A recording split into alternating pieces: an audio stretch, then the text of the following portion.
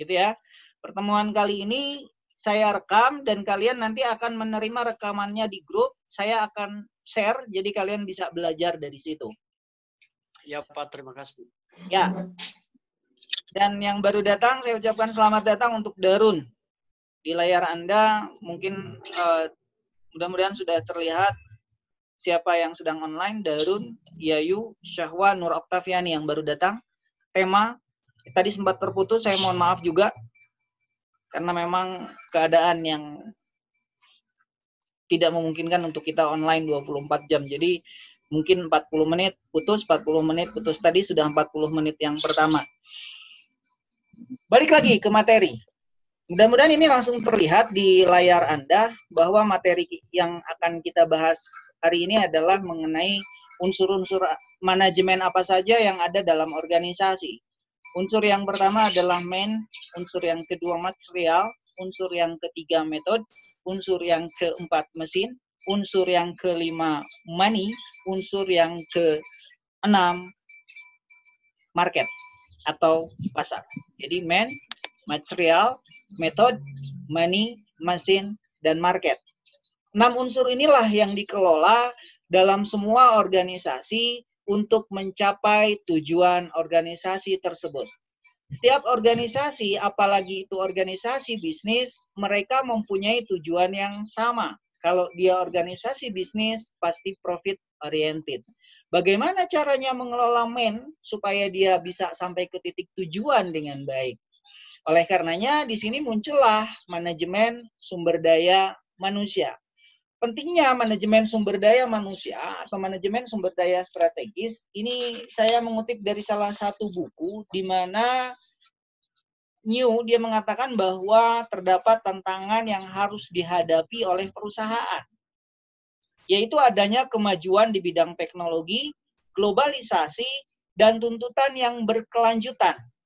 Sedangkan Dassler dia mengemukakan adanya tantangan dalam bentuk yang berbeda, yaitu keanekaragaman tenaga kerja, tren masyarakat jasa, dan organisasi yang makin mendasar. Kedua ahli ini pada dasarnya sependapat bahwa semua tantangan itu mengakibatkan terjadinya persaingan yang semakin tinggi antara sesama perusahaan domestik maupun antara perusahaan-perusahaan asing lainnya. Ini yang harus kita hadapi. Bagaimana menghadapinya? Dalam manajemen sumber daya manusia strategis, yang harus dilakukan adalah menganalisis terlebih dahulu apa yang bisa kita lakukan. Neo et al. Di tahun 2006 dalam bukunya mengatakan bahwa analisis desain pekerjaan yang paling pertama adalah merencanakan sumber daya alam. Perencanaan.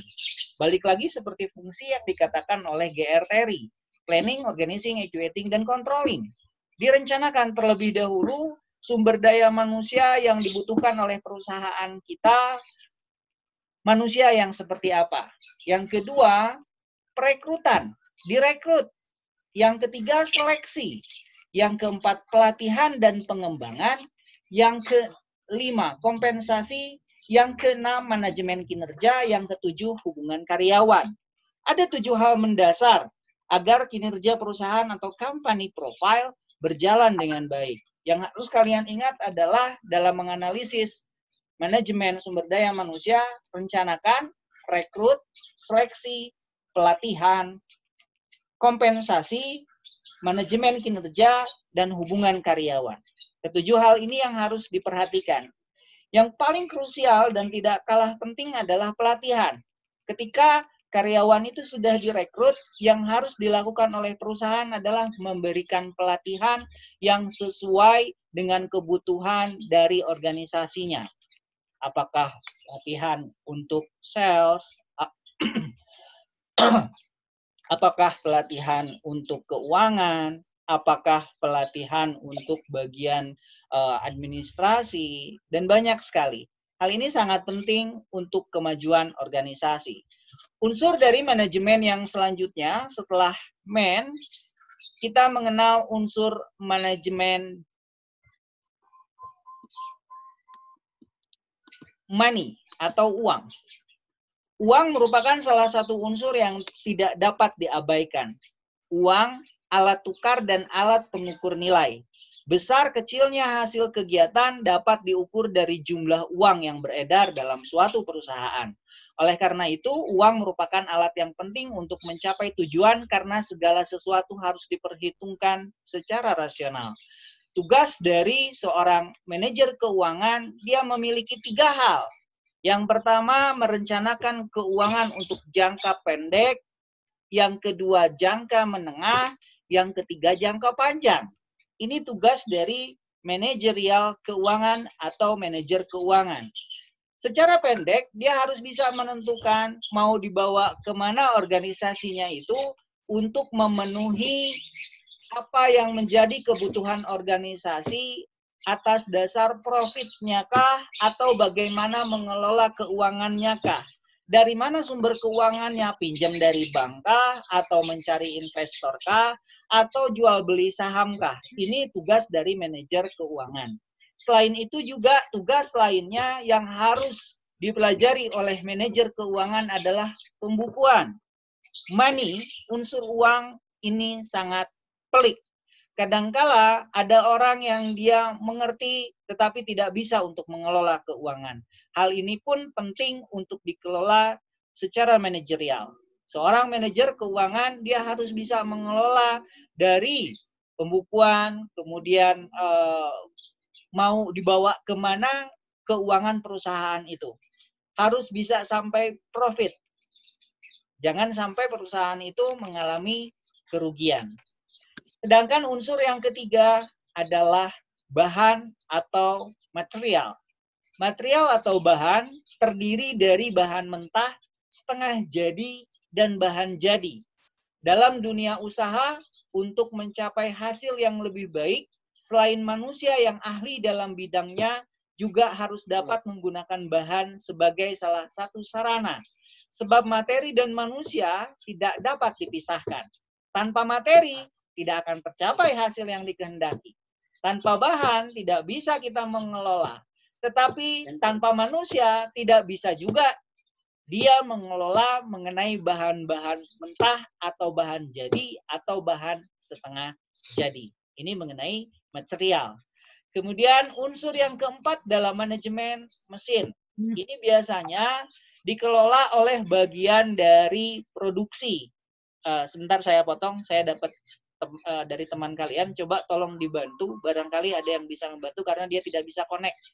Mungkin nggak ada pulsa atau perangkatnya yang tidak mendukung atau bagaimana, saya kurang paham. Coba dilihat di grup, bantu dia apa yang menyebabkan dia tidak bisa connect. Kalau saya menyarankan kalau tidak bisa connect itu harusnya di-out-kan dulu. Jadi keluar dulu dari Zoom-nya, kemudian atau dia salah install. Bisa jadi terputus. Jadi yang harus dilakukan install ulang aplikasi Zoom-nya baru masuk lagi.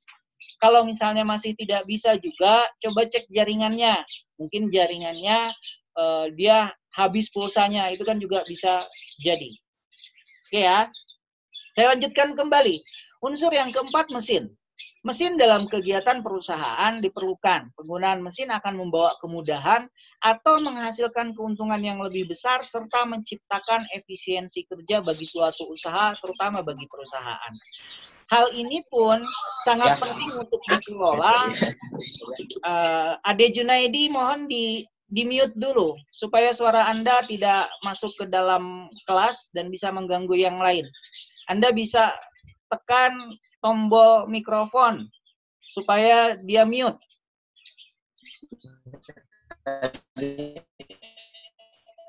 Ade Junaidi, mute dulu, mute. Oke, saya lanjutkan lagi. Bagaimana mengelola mesin? Tentu suatu perusahaan, mereka harus memberikan pelatihan lagi. Ketika organisasi semua sudah berjalan, yang harus dilakukan oleh perusahaan adalah mengelola SDM. Ketika dia di bagian produksi, berbicara mengenai mesin, ini berarti ada halnya di bagian produksi. Orang produksi harus tahu betul, harus paham betul bagaimana untuk mengelola suatu mesin. Inilah pentingnya keluar suatu standar operasional prosedur atau yang dinamakan dengan SOP. Ini sudah saya jelaskan juga di kelas. ketika kita merencanakan suatu produksi, kita punya fungsi dari manajemen yang dikatakan oleh G.R. Terry yang dinamakan dengan planning, perencanaan. Satu mesin, dia harus bisa untuk mengeluarkan,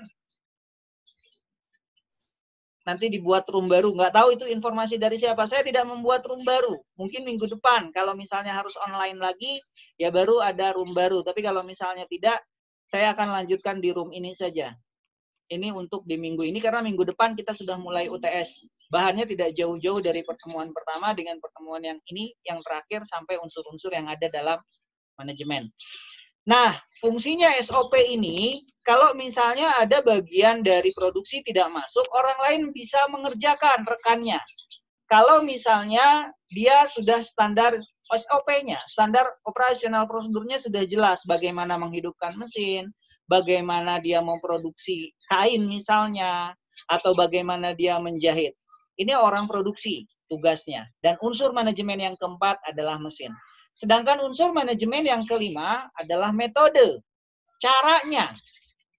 Cara dalam pelaksanaan kerja diperlukan metode-metode kerja. Suatu tata cara kerja yang baik akan memperlancar jalannya pekerjaan. Sebuah metode dapat dinyatakan sebagai penetapan cara pelaksanaan kerja suatu tugas dengan memberikan berbagai pertimbangan-pertimbangan kepada sasaran, fasilitas yang tersedia, penggunaan waktu. Sedangkan orang yang melaksanakannya tidak mengerti atau tidak mempunyai pengalaman, maka hasilnya tidak akan memuaskan. Dengan demikian, peranan utama dalam manajemen setiap manusia sendiri. Artinya, metode berjalan apabila seorang pemimpin tepat dalam penggunaan metode tersebut. Misalnya, memakai metode teknis untuk produksi, dagang dengan metode jual beli atau pertukaran, keuangan dengan pencarian modal, atau di bagian keuangan. Metode-metode setiap seorang manajer, baik itu manajerial tingkat top, manajerial tingkat middle, atau manajerial tingkat paling rendah sekalipun, atau staff, atau low, mereka harus mempunyai metode sendiri. Mereka harus mempunyai cara sendiri supaya bisa mengelola anak buahnya. Metode ini sangat penting.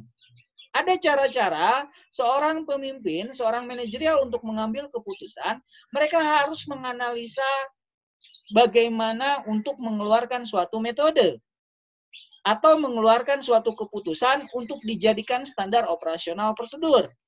Yang dilakukan oleh dia adalah analisis. Kumpulkan semua informasi, kira-kira apa yang dibutuhkan.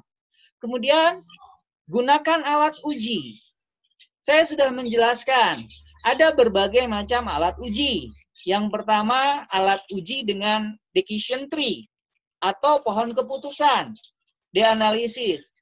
Kemudian, metode yang selanjutnya untuk mengambil keputusan, yaitu dengan analisis SWOT, strength, weakness, opportunity, dan threat.